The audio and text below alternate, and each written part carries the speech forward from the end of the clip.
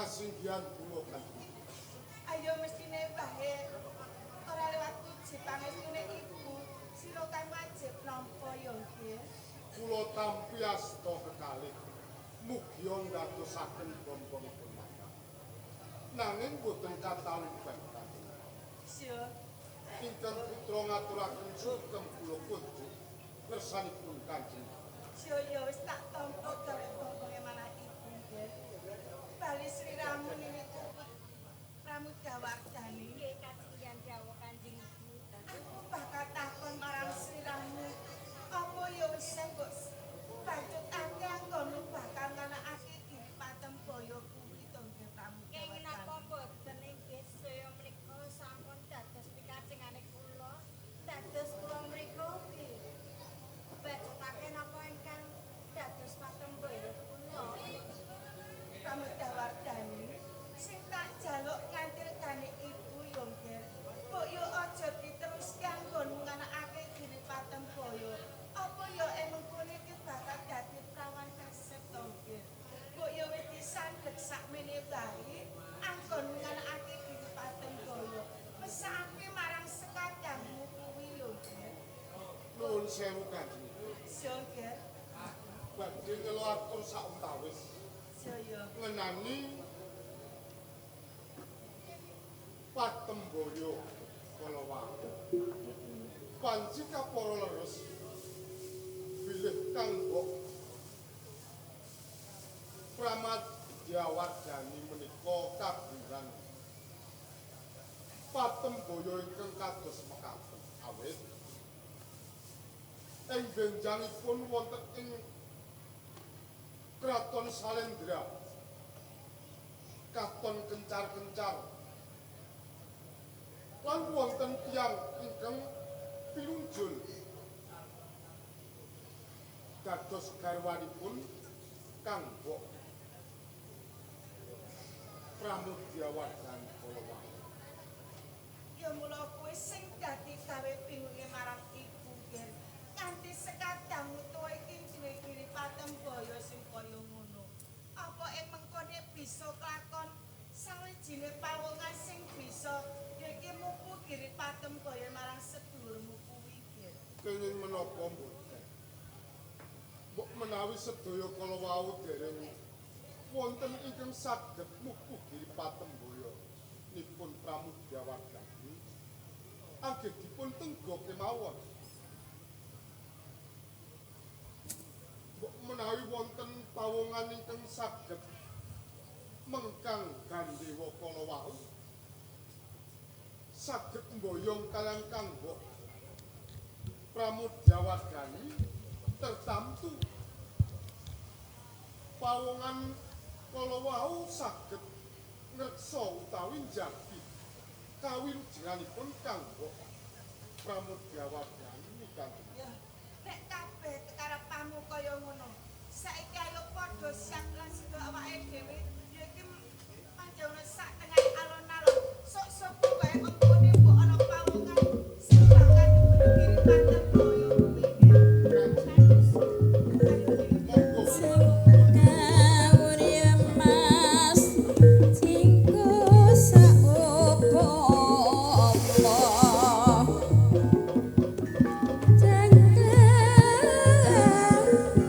Uri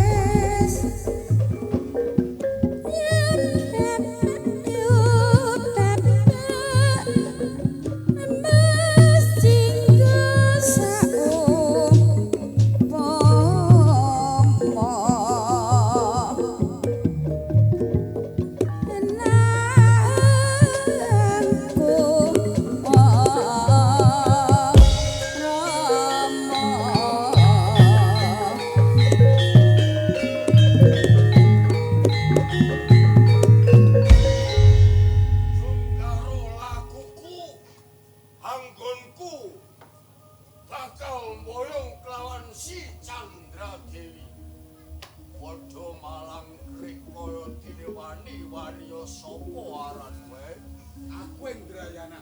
Pancapana. Balik ke sapa? Srawungake nek kowe kepenger biksu Sida Galagana sing dadiaran Sida Galagana.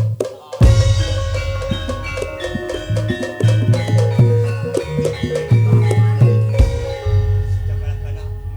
Ning papan kene nganti aku bujung kelawan aku. Wong bedheke aku njaluk baline dulurku wadon Candra Dewi. jaluk baline Candra Dewi Iya. ora gampang. Nggih. Totone nyawaku Aku mati.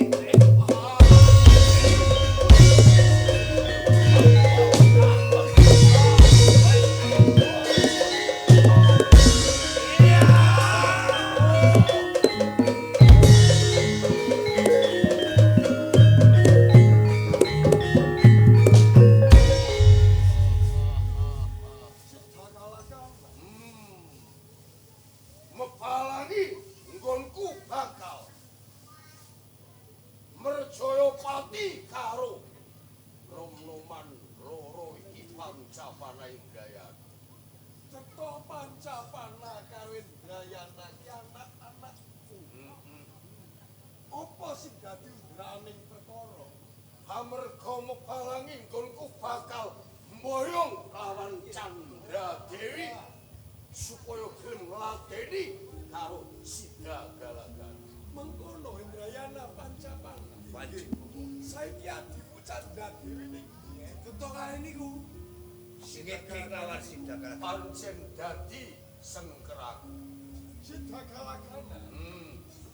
Kowe kepengin nyenengi karo si anakku Candra Dewi. Bener. Kowe tak kandhani yen wong ayune Candra Dewi kuwi ora sepiro. Yen kowe kepengin wong wadon sing ayu. Walono Candra Dewi saka Guwa Kali Serang. Halo, ana ing Salendra. Ana putri Pramudyawardhani. Ayune ngungkuli ayune Candra Dewi.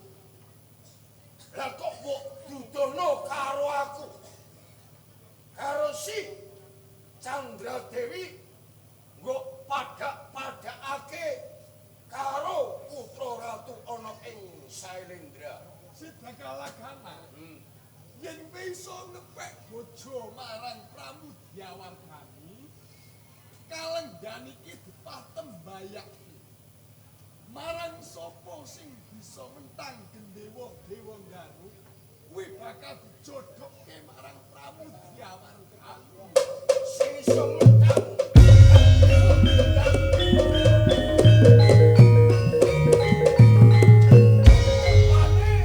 putri ana ing Sailendra. Ya kula wali Candra Dewi. Nek pancen kaya ngono bakal dak wali Candra Dewi. Aku bakal ana ing kraton Sailendra. Mupo Sailendra ning kraton Sailendra. Bakal tak wali Candra Dewi. Pamit.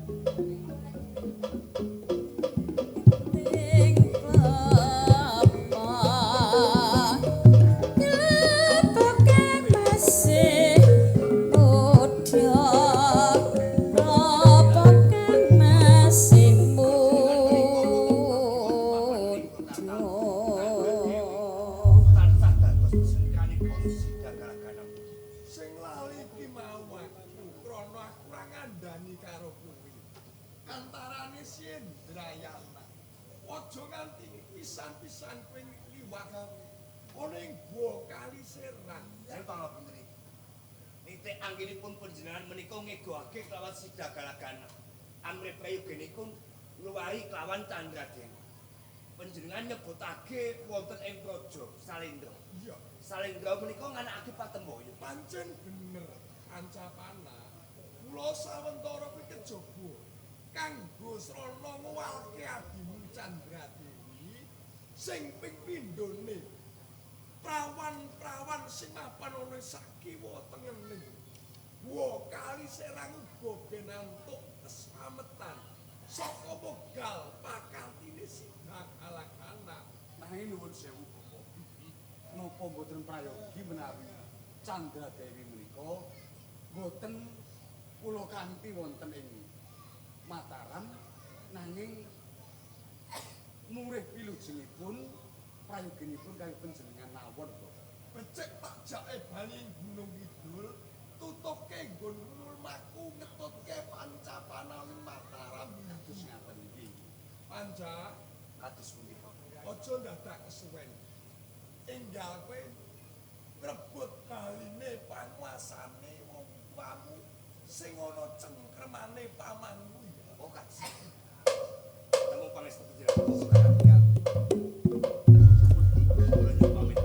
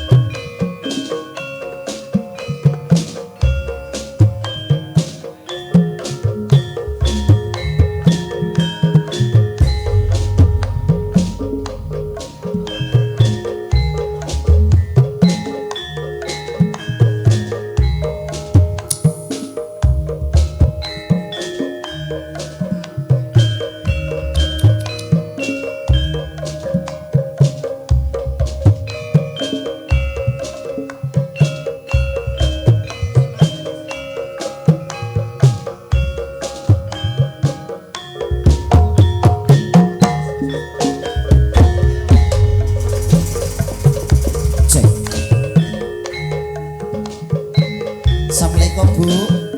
Lah kok do turu kabeh iki piye? Ngantuk.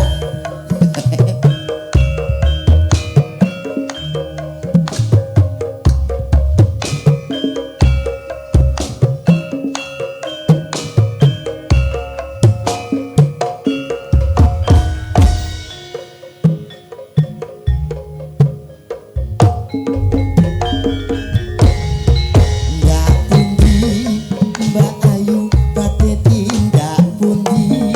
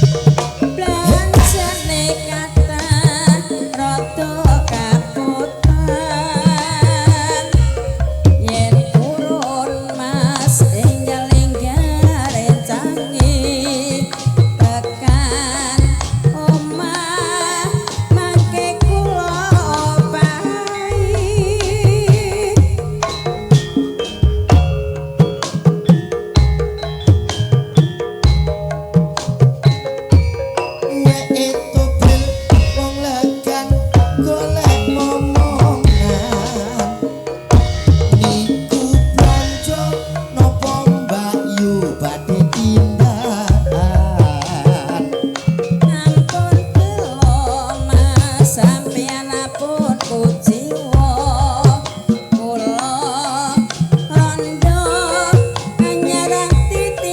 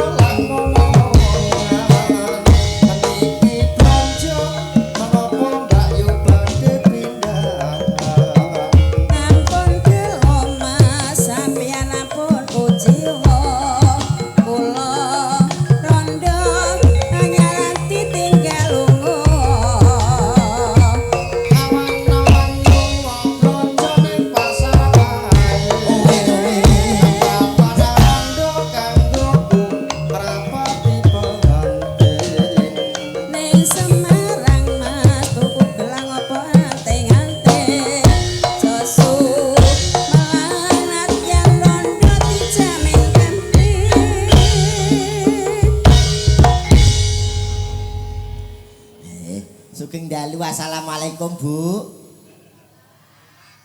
Wis ora apa-apa Mas. Malah wong delok wong turu kok. Nek tak delok Mas, Piye? nek tak rasakno ibuke sing sepok sing padha linggih, iku malah kaya nunggoni wong lara ning rumah sakit tok. Lah piye iki do linggih sing kono do nglimbung. Wis sumbarno sayah kok Mas, sayah. Lah iya. Ngono ya mentolo guyu sing turu nganti kantrok kabeh iki lho. Wis ben Ngene iki wis. sesuk iso cerita lho rumah. Cerita piye? Mimi kuwi ndek pinggiran jok ketoprak-ketoprak apik era karo padahal turu. Wis ora apa-apa, wis ngantuk tengah wengi. Nggih, alhamdulillah ingkang tesih nderek wungon mirsani ana unen-unen Mas. Piye Mas? Mangan beton tek 11 Sing tegese sing isih padha nonton muga pinaringan seger waras. amin. Ah, ngono. Gawe krak pringe tuwa. Sing karepe Sing wis kersa nanggap ketoprak muga-muga diparingi panjang yuswa. amin. Lah rene pisan. Ping pindho ya Mas? Pisan lagi Pisan. iki Mas. Oh iya. Nek sing dhisik kae ning gone Di endi lali desane. aduh kok ya. Pundi Bu? Pacing. Ha iya. Ning Pacing. Heeh. Saiki ngalen ning Selo Gabus. Selo gabus. Aku kejablasan teko terucuk, Mang. Sapa? Aku Lah iya. kejablasan teko Bojonegoro. Lah Lho wong- main ning kene. Ora apa-apa, Mas. Lah wong genah ning pinggir ratan kok ya teko kono iki. Lah wong mang ora ketok, lah wong ketoprake ketutupan padi-padi yo. Yo tak kira yo ngantenan nganggo 12 aku, Mang. Oh, Ya nek wis, awan ora apa-apa. ketutupan padi. Padi. Pak KUD apa jenenge iku jenenge? Padi. Padi. Padi-padi nek loro ndawan mung siji tok ya padi. Ngele. Waduh sobek. Wis mbiyen mula, Mas. Sobek cah. Ora ning kono ora ning kene ya ngene iki. Piye? Angger metu dagelan segone ya metu. Engko Obek. dagelan medun ya balik rono segone. Mas kerupuk Piye aja mula? go mlebu Mas ben ning kene tak pangan kerupuk-kerupuk lah. Nggih, matur sembah nuwun kalian panjenenganipun sapa Mas? Bapak markum. Markum dalah Ibu Tarmini. Iya. Ibu markum Bapak markum adalah Ibu Tarmini. Tarmini. Sing tak apali Bu Tarmini. Aku sing tak apali gampang apalane ya Pak markum. Oh. Sebabnya apa Mas kok aku sing apal kok sing Putri Sebabe garwane Pak Markus sebabnya sing nimbali aku ki menghubungi saya itu Bu Tarmini. trot. Kene. Lah wong teko kene sing nimbal dadak milih sing wong wedok. Lah kok ora wedok. Nah aku sing nimbali rene ya Pak Markum. Lah ya berarti ya beda kowe kono aku kene wong aku Bu Tarmini kok. Iya aku Pak Markum lah kok. Berarti mun beda kowe karo aku. Lah padha-padha dagelane nek beda. Lho nyatane aku ya Bu Tarmini lho Mas. Oh beda sing nimbali. Sing nimbali. Iya aku Pak Markum lah kok. Dadi kowe pengen apa ae? Ya sing nyepaki Pak Markum wong sing nimbali Pak Markum. Iya. Lah aku saiki tak takok, saumpama pengen mangan roti, Rotine Pak Markum, pengen mangan gedang, gedange Pak Markum, pengen mangan ndok. ndoke Pak Markum. Kowe doyan piye? Lho, ora doyan lah apa? Ndoke Pak Markum. Bocah ra patek pengalaman. Lele, lho kowe iki tau mangan ndok apa ora? Mangan ndok terus aku Mas, nak sarap. Lah nek kulino mangan ndok ana wong mangan ndok kowe kok gumun. Ndoke Pak Markum. Lho diapakno? Mbok dadar enak. Aja meneh mbok dadar mbok bumboni. Kowe mbok ublek karo Royko tok kowe. Lah iki Bu Tarmini ya tangisan apa dikeki Royko barang. Saiki piye cah iki? Aduh. Mas. Upamane mbok dadar mbok goreng kesuwen, mbok godhog mbok sambeli. Lho tenan kuwi. Apa digodhog? Terus mbok sambeli. Walah keri ra karuan. Iki ra aduh. Bento ta piye? Dirungokno anak ana adine iki omong. Lho wis tak rungokno, kowe Sing- takon nyatane ya tak wangsuli. Sampean sing nimbali. Pak Markum. Dadi apa wae sampean pengen apa wae sing nyepaki. Pak Markum. Aku wak terus takok ah Mas. Aku lek terus jawab le, Dik. Kowe pengen mangan roti, Rotine Pak Markum. kowe pengen mangan gedang. gedang. Gedange Pak Markum. Kowe pengen mangan ndok. Ndoke Pak Mar. Lah kok gaber? Roh ae blenger kok. Jere ape mbok kira iku? Iya diteweplokno matamu. Kok nesu piye? Maksude iki ndok pitike Pak Markum. Lah apa ndoke Pak Markum? Lho mang takok ana pitike ta ora? Ya ora ana pitike teladung ndasmu. Lah wong kok nesu? Ora usah nesu. Lah nek kowe rene sing nimbali Butar Mini. Butarmini. Butarmini. Tanpa ditimbali Butarmini kowe ora bakal kelakon tekan kene. Lho aduh kok Jawa Tengah bluro nganti teko Parengan Tuban Jawa Timur. Dadi sing nimbali Butarmini. Nggih. Samu barang ya dicepak-cepaki. Weh ora trimo jajan pasugatan maem ning unjukan barang komplit. Wah komplit. Komplit aku. Klebombenan barang. Nggih Mas. Upama kepengin ngombe aqua, Aquane Butar Mini. kepengin ngombe kopi, Kopine Butar Mini. kepengin ngombe wedang teh, Teh Butar Mini. kepengin ngombe wedang susu. Susune sapi. Apa? Adek susune sapi. Lah mbok kon susune sapa? Butar Mini bacok. Sapa mang? Markum. Markum bongko aku. Aku mang adek ndoke Markum. Salam dhewe. Elekan kowe senengamu. Yo ora elekan. Sentimen karo Ora Mas, kancamu. iki mung ngraketake paseduluran. Ngono, iya, iya, Wis iya. matur sembah nuwun dumateng Bapak Markum, Markum kula sakeluarga Markum. dalah Ibu Tarmini menika ingkang bahagia mulya temanten sakloron panjenenganipun Mas Alvan nggih kalian Mbak Fitria. Yes, mugi-mugi dadosa jodoh ning aja bojo Mas. Jodoh wae, nak jodoh iki mesti nganti selawase, nak bojo mesti ana tembung kasare mantan bojo. Nak jodoh mesti kanggo selawase. Ngono lho Mas. Aku nek ndongane cekak aos ngono ae. Piye dongamu piye? Terus nganteni ndang meteng ngono ae. Kok ngebut nganggur iki piye? Bondo nomor 1 iki anak, Mas. Iya nggih. Dereng ngantuk nggih, Bu. Mriki panen apa, Bu?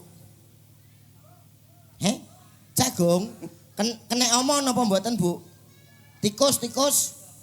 Mboten alhamdulillah. Alhamdulillah nek panen jagung beda kali nggen kula, Bu. Nggen kula panen tikus kok, Bu. Lah kok panen tikus? Lah jagunge wis ora uman kok karek tikuse kok. Kowe ngerti pura sedina sungi rene sing wis diparingi mam, diparingi unjukan Pak nganu pundi? Pak Markum. Sing pundi ayo jajal. Sik. Pak Markum sing pundi? Ya nek pengen roh ya ngenteni engko nek tamune do kondur.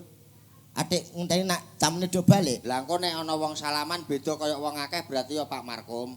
Lho, bedane piye? Lho nek salaman sing umum ra ngene, Mak. Lah. Blek kembang dodor dambung. Ambung. Nek bengi iki Pak Markum salamane ora ngarah padha kaya wong akeh. Lah piye? Engko anggere ana wong sing salaman ngene berarti Pak Markum. Mak. Blek matur suwun. Blus.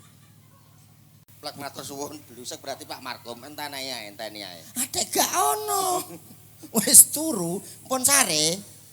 Dereng pundi Pak Markum? Iko lho piyayine Pak Markum. Sing pundi? Ngagem rasukan bathik, Mas. Endi Mas? Batik Alah mosok ora ro ae. lorek iki ula ta apa kok lorek-lorek? Iya. Wis anggap Nggih. zebra. Tur nuwun Pak Markum nggih. Kalih Butar Mini pun sare. Pun dereng ning jos lho Mas. Panjenengane Pak Markum ndek gawe ora kaya Pak Markum ngerti dhewe mau. Piye? Tamune banyu mili sore alhamdulillah. sanak kadang Iya. do sonjo do silaturahmi. Aku mang yo nyeduluro Mas. Iya. Aku bareng noh dialeme mang aku jenenge wong ape nyedulurno sapa ngerti sumpen main rene entuk ampiran. Jenenge wis duluran kok. Iya bener. Aku kaget. Bareng teko daleme tengah kono. Wah. Beras tumpuk-tumpuk dhuwur ra karuan. Alhamdulillah muga-muga dadi rezeki sing barokah. Iki mertelakno nek panjenengane Pak Markum iki rukun karo sanak sedulur lan tangga teparo. Iku lagek sing tengah. Sing tengah. Wah aku mang 12 nah yo kuwamar kiwa tengen yo tumpuk-tumpuk. Gula karo mie. Alhamdulillah. Lho ra ngono kowe dagelan biayaan. Lah wong ngenalke kok Mas. Iya, iya. Wong pojokan dapur ya ngono mang. Dapur ya sing pol pojok kono. Wah yo tumpuk-tumpuk. Jajan. Dudu Beras. dudu Gula. dudu. Lah apa? Katoke Pak Markom sing urung diumbah. Dhuwure ra karuan. Aja muleh engko. Lho serampung ora entuk bali. Ngumbahi katoke Pak Markom. Iya, wis lah gak masalah, Mas. Tak ngumbahi katoke Pak Markom lah. Tak golek sing pol reweget. Tak diwewekno. Engko tak peweres tak cekokno kowe. Ora usah nesu. Ora usah nesu. Lha kok ora nesu piye senengamu aku wis jane sedih lho, Mas. Sedihmu nggo Wis napa? ketoprake ngerti ketoprak piye kaya ngene.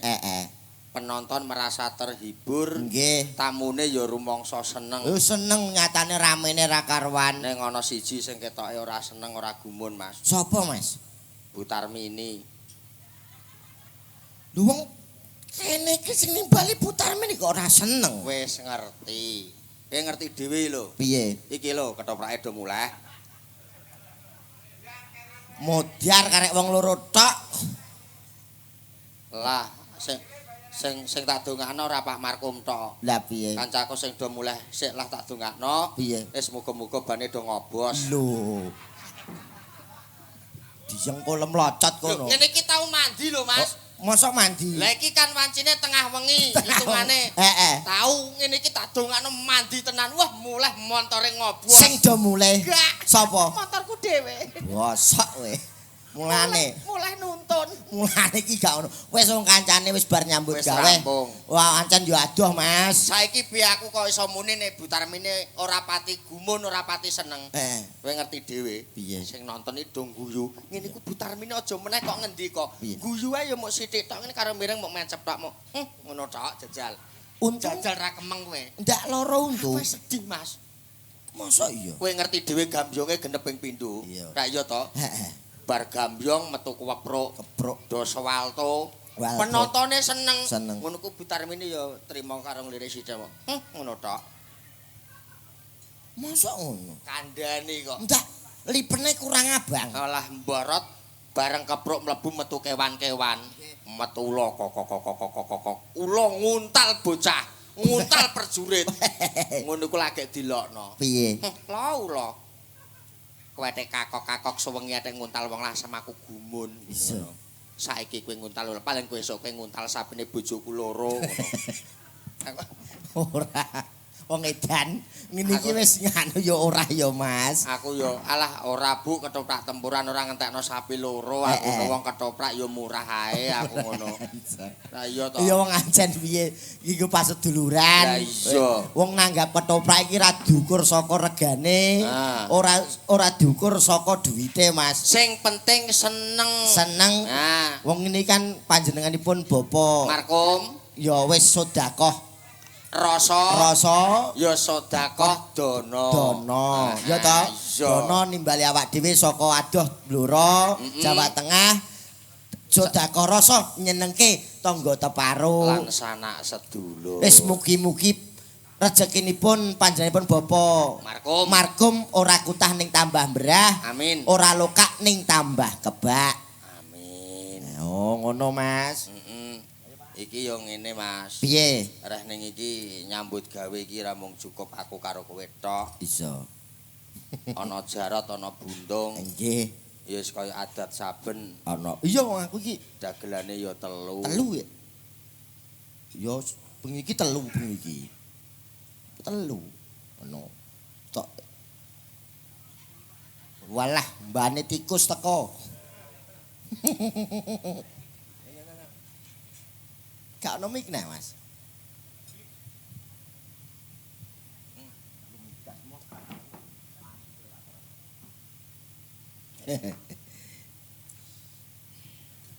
Lah ya dirasane tumpantang metu ya malah ketularan wong guri kono. Oh, bento cah iki. Cah bento. Alah, muga-muga kelakon. Nah, ya ngene iki lho mulane wis tak omongi leh Mas nek manggon iki aja cedhak kiwan. Aja cedhak kamar mandi. Ya ngene iki lho anggere mambuyoe serimpen ya ngene iki lho. Lah Umat kenapa? bentone. Kenapa? Gendeng tah piye? Sing kandha gedeng sapa? Lah wong iki nggawa ngene antek mbok ambungi. Lha iki rumah sama apa iki? Iki tutup dadu. Oh, dengkulmu pucet kono. Iki ra sembarangan lho iki. Iki kolo Apa mbok nggo gawe masjid? masjid areng ngene. Lah ki mbok otang-otong, mbok gondol ngalor ngidul, mbok ambungi. Lho anane tak ambungi tak go ngarang idul iki sebabe wasiat tilarane Mbah Buyut. Ah, Rumah samu kolok sembarangan, Pak. alah ku yo kolok ketoprak, Nek. Ketoprak mbahmu kono. Barang wasiat tinggalane mbahe. Kandhane kok ngeyel lho. Khasiate apa? Tetep tak pundi-pundi iki. Iki tinggalane si Mbah Buyut. Ngono lho. Lah ya khasiate apa? Khasiate kolok wasiat iki sapa sing kuat nganggo kolok iki nek duwe cita-cita iso kelakon. Aja mlepuk lho Pak, wong tuwa iki omongan sing apik. Kandhane kok Wong ngeyel. tuwa kuwi wis tuwa kena stroke mati wengko. Iki tenan le. Ora percaya. Apa karo mbok kolone cita-citane dadi Kok upamane kowe duwe cita-cita kepengin dadi lurah, kowe kuat nganggo kolok iki, insyaallah kelakon dadi lurah. Kandhane ngeyel. Sebabe tinggalane Mbah Buyut. Prawa dadi kutane sing dadi bukti lan nyatane saiki dinyatake wae ora usah kakean omong kancam wis do muleh iki lho dagelan karek telu tok iki engko ning guri. Mulai diapakno? Mulai paling-paling ora nggo dhuwit kok. Kate ora nggo dhuwit. Lah ra bayaran Nek. Wis dibayar lunas. Nek mbah lunas sapa njupuke nang bank. Bank mau bengi buka. Modiar sing ora bayaran. Ben kono. Ya, piye? Buktekno jajal saiki dibuktekno, Pak. Buktekno. Dibuktikan. Kowe ra percaya. Gak percaya. Oke. Piye ndasku piye modele? Apik. Apik to, ndasku apik to. Ndasku apik to. apik kaya bengkoan. Lah kok ora mbok klethaki. Sara wong tuwa iki. Muga-muga aku kuat dadi mudin. Wah. Oh, apik dadi lurah wis tuweken. Wis. Mudin-mudin ora apa-apa sing penting anggen nandukno untuk berkat. Muga-muga kuat. Semillahirrahmanirrahim. Iki donga telek piye? Donga kok semillahirrahmanirrahim. Lah sing bener piye? Bismillahirrahmanirrahim. Berarti Kurang bis. bise wis bablas teko Jatirogo. Mbah. Jajal tenan ta ora ana khasiate ta ora? Apik mana? Ya ta? Ya. Benana. Cocok aku kuat deh. Wong tuwa nek lurah menit pati ora. Pak, Heh? aja mbok lewon among. Sing lewat ta, Mbah? Kowe mau pengen dadi apa? Mbak Munin. Lah malah dadi yuyu rumpung. Ning ngono nani lulu ngomong apa? Aja jahat kowe. Kowe aja jahat lho. Atimu sirek nek aku nganggo ngene iki. Mudin dah mudin lembarane kuwi. Atine bojo atine. Mang ora dadeh bareng go kolek malah intil-intile pedhot iki piye? Nyatane yo kuat tenan. Aja ngono to kowe to. Kowe atim bosok kowe. Kandhane kok iso. Berarti ora kuat. Sing kok ora kuat sapa? Nyek wong kowe nyek wong. Ora kuat. Ora ana Pak mong mudin kok bindeng ra disampluk sing kajatan piye? Aku masa bindeng. Omongan malah bindeng. Masa bindeng tenan. Bindeng ora kuat. Lah jute cetha ngene kok omong-omongan. Nah kowe ra nganggo cetok kowe bareng nggo kolok kuwi omongan bindeng, Pak. Aku teh gak kerasa ya.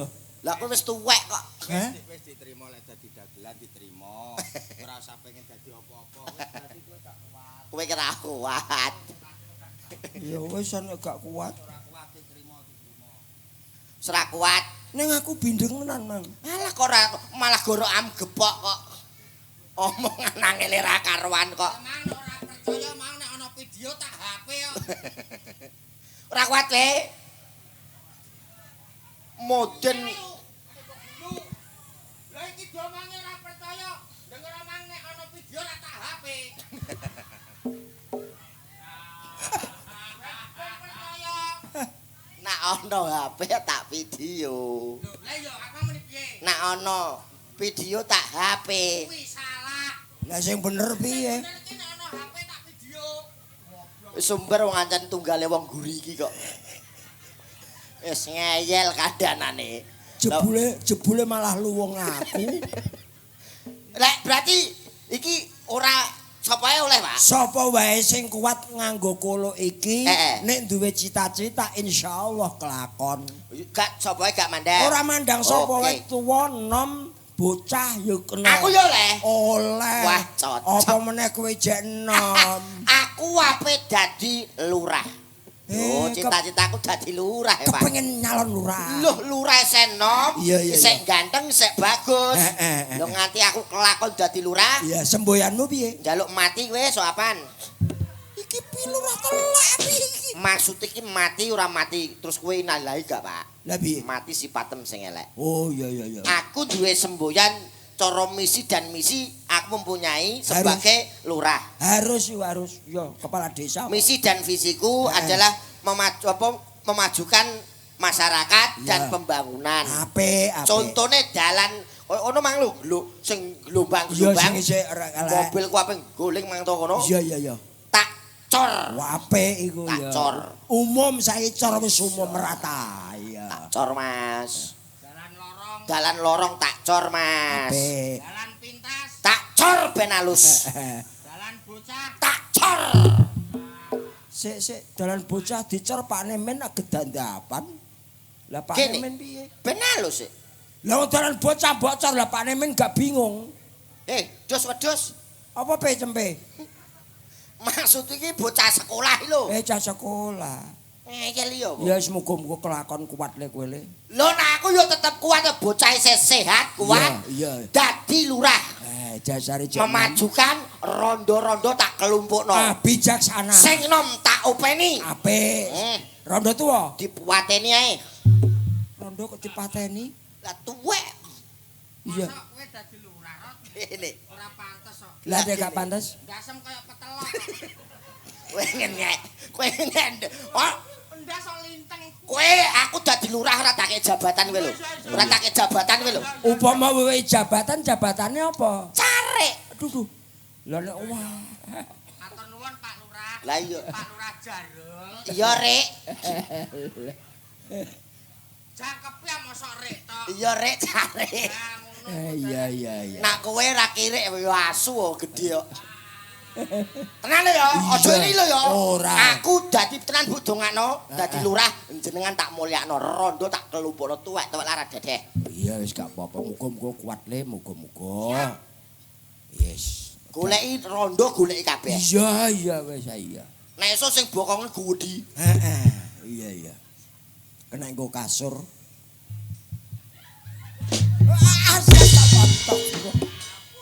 Astagfirullahaladzim. Ngene kok omongane kaya udun apa bledhos. Atos ora karuan omongane perempal-perempul. Alah. Kowe gak lilo aku ngrumpukno rondo sing bokonge gedhi gak lilo ya. Ora oleh aku dadi lurah. Walah. Aku nek mbok geblak kok piye maksudem? Ora ngarah wong aku cah sehat kok geblak iku lho. Kuat cah. Sing kandha sapa? Gusti.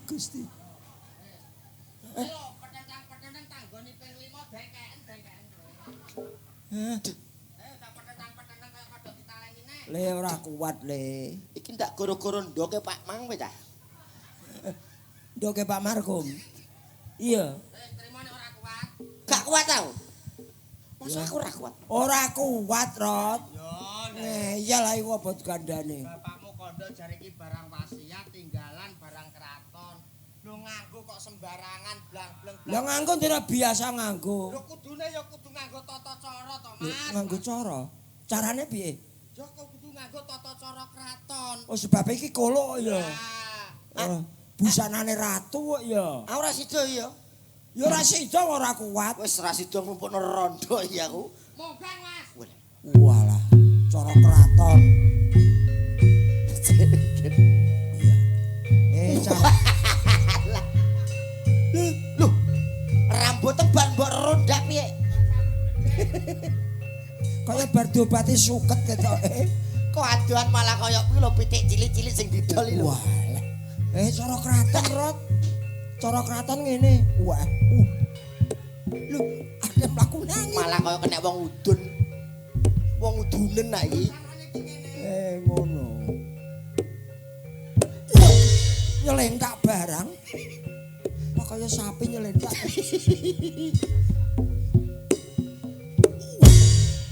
Wah, nyelentak. Lurah selentiken sisine ya iki. Muga-muga kuat. Soalnya nganggo tata cara kraton. Iya, Pak. Angger nganggo tata cara kraton ya kuat. Semute ungkrap, Cah. Weh, cara kraton lho, Cah.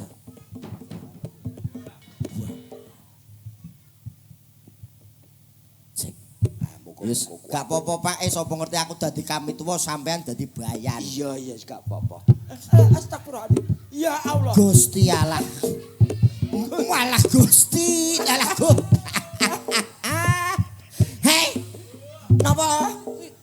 Wih, kok malah kaya kire. Mik karepe mik. Oh, nyuwun mik. Oh, alah nggih nuwun sewu Pak menika miki. Ape sambutan. Oh nggih.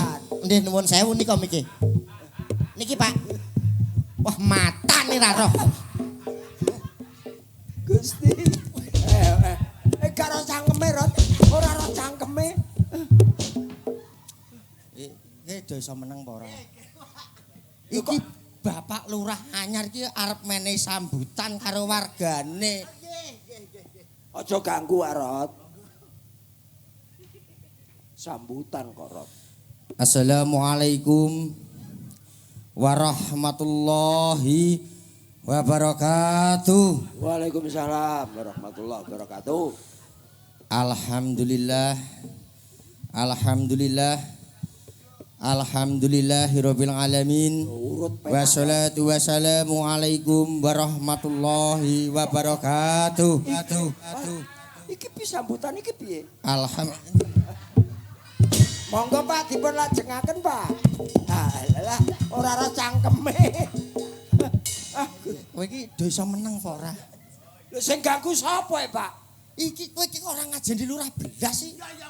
Monggo. Bapak Lurah Buntung arep menehi sambutan. Nggih, monggo. Assalamualaikum warahmatullahi wabarakatuh. Waalaikumsalam. Alhamdulillahirabbil alamin.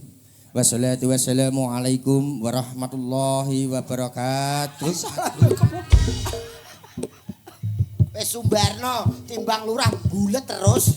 Wis Sumbarno muga-muga disleni danyang kene gak mbalik. Lurah telek. Sambutan kok mbulet kok entut. Kok sambutan kok assalamualaikum. Kowe penak nganggo geblak. Kowe penak nganggo mok bindeng. Lah bareng aku nganggo cowocotku ngene. Ora kemeng piye? Apik, pantes ndasmu atos ngono. Apik ku. Walah wegele. Teng mriki enten pijet cangkem, Bu. Oh, memeng. Apik lho iku, Mang. Apik. Menawa somben paham nek tuwa ya ngono. Ketoke pantes kuwe. Guyon Mas, guyon ora. Kuat ngomong ngene, malah ngene. Lah wong iki tuane mudulan kok. Wis ora pas awak dhewe iki pantes ya dadi dagelan. Ya wis pokoke wis diterima ngono lho Mas, disyukuri Iki rasa. Kowe iku ya padha ae wong tuwa gawe rena-rena esuk-esuk kok ana barang ngono ku ya kena iku ngancen iku sejarah. Ning aja gampang percaya karo barang mati. Kuwi kena diarani syirik utawa musyrik. Percaya mung sawiji panguwasaning Allah Subhanahu wa taala. Ngono ki sejarah mung di rumah tok ning aja dipuja-puja di rumah sing apik. Assalamualaikum warahmatullahi. Wes, ora dadi lurah lah, ora dadi lurah kok. Ora ngono aku mangan iso mulak kaya entut mang piye? Kowe kurang. Kowe bento. Ngono kok aku ya gak sadar kok gak karepku dhewe. Gak. Lho, Mbok, kowe bareng ngono Mbok Dem sing lambe putih turu nganti ngadeg ki lho. Wis ayo Mas, ora ketang sak gending diparingi. Mumpung isih ana wektu Anjih. kanggo atur pasugatan konjo sedaya para rawuh pandemen budaya Jawa khususnya Anjih. mustika budaya saka Temuran Blora. Yuk kono arep kok aturi apa wis. Ngetokno jati dirine wong Blora. Walah, kowe kok seneng meneh. Kowe kok seneng lha apa? Lah awak dhewe iki rombongan kok Blora. Ya wis ngerti to, Pak. Lah mulane saka kuwi aja terok-terok, senajan iki maine daerah Tuban. Aja nganggo cara Tuban. Iya. Kudu mangga karo kanduane dhewe. Mangga. Bangga. Heeh. Bangga. Ya maksudku ngono. Kok mangga. Wis tiak nganu patik seneng lha apa? Sing susah iki dulur-dulur kene Somben. Lah cara ditimbali rene leh nuwun sewu dagelane Somben karek loro. Aku karo Mas Buntung kok. Kuwi se urip piye? Aluk ngene lho Mas.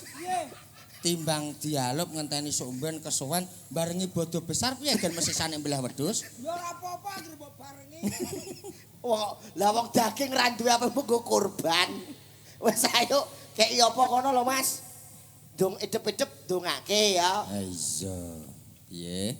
Apa temu jud. Aja sing langsung Sing cara wis bengi ya. wae sing sigrak kuwi lho gendeng kombloro mah lho jare Mas Kemot.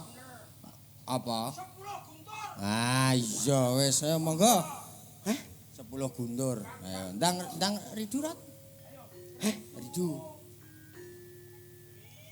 Wah, nganu lho, panjaku duga lho. Kancane. Kancane lho. Ridu mawon.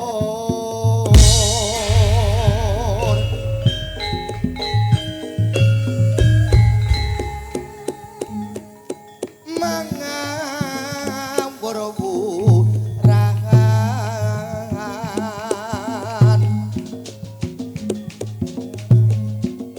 Dengaraningnya jure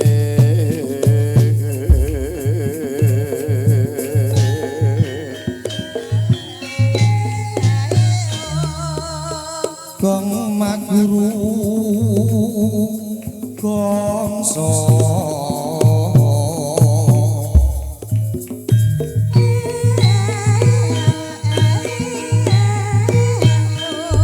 Tetek kadyobu tulong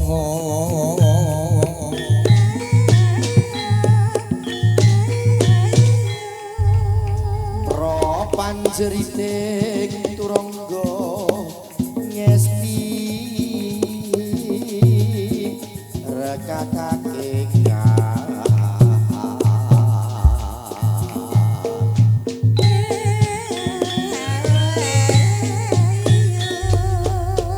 brojo halalayu sabe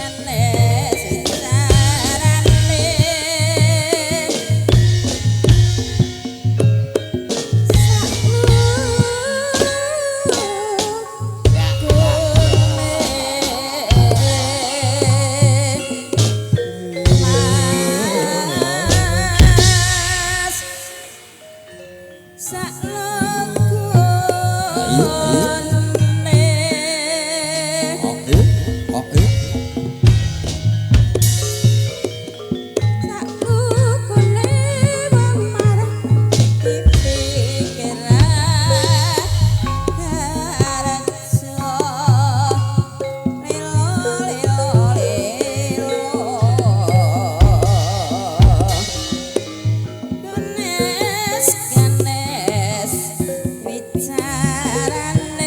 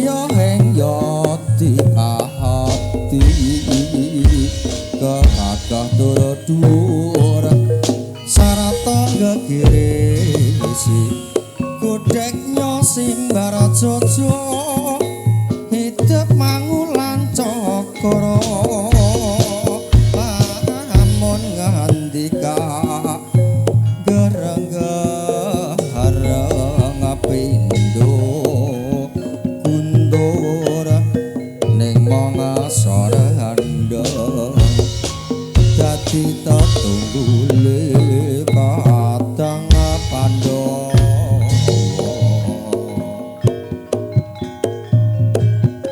Satrio ing Yodipati agak katur dhuwur sarta gegirisi godheknya simbar dodong idep mangulan cokro lamun ngendikan gereng-gereng pido kutur ning wong sorendeng dadi tetunggule kadang Pandhawa